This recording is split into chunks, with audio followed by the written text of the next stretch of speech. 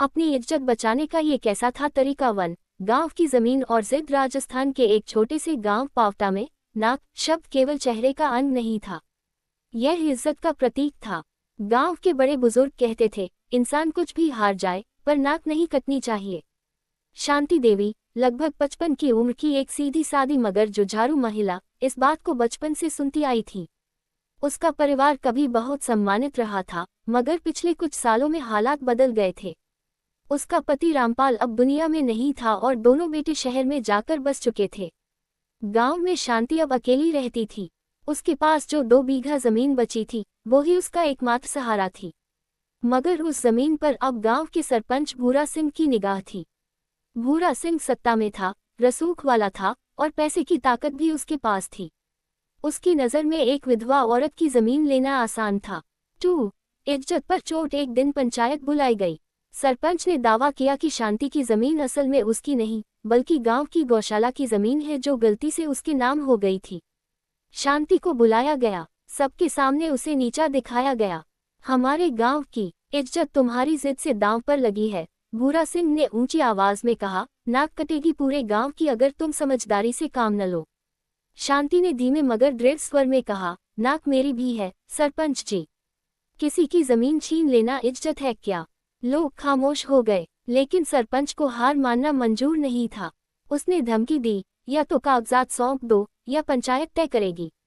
शांति को समझ आ गया था, ये लड़ाई अब केवल जमीन की नहीं, आत्मसम्मान की है। 3 अकेली नहीं थी वो। शांति ने तहसील में जाकर जमीन के कागज दिखाए।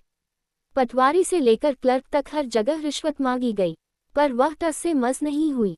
एक दिन जब वो थकी हारी घर लौटी, तो उसे दरवाजे पर 2 महिलाएं मिली, सीमा और रजजो। सीमा गांव की स्कूल टीचर थी और रजजो आंगनबाड़ी में काम करती थी। उन्होंने कहा, मौसी, हम आपके साथ हैं। ये लड़ाई आपकी नहीं, हर उस औरत की है जो अकेली समझी जाती है। धीरे धीरे गांव की औरतें एकत्रित होने लगीं। सबका कहना था कि यदि शांति की जमीन ऐसे छिनी गई तो कल किसी की भी बारी हो सकती है।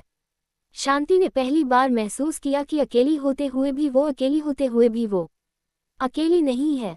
4 पंचायत का दिन। पंचायत में भारी भीड़ थी। भूरा सिंह ने एक बार फिर अपने झूठे दावे दोहराए। जब शांति की बारी आई तो उसने बिना किसी डर के जमीन के असली दस्तावेज पेश किए। फिर उसने कुछ सवाल पूछे। क्या एक औरत के पास जमीन होना नाक कटने जैसा है?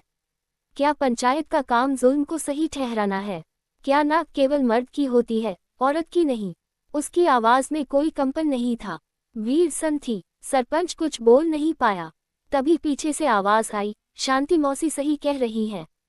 अगर इनके साथ जुल्म हुआ तो हमारी नाक भी कटेगी। ये आवाज उसी सीमा की थी जो गांव की मास्टनी थी।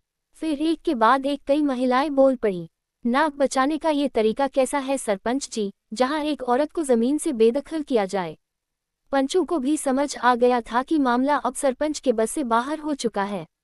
पंचायत ने फैसला सुनाया, जमीन के कागज सही हैं। शांति देवी की जमीन कोई नहीं छीन सकता। 5 इज्जत का असली मतलब। उस दिन शांति के आंगन में औरतों की भीड़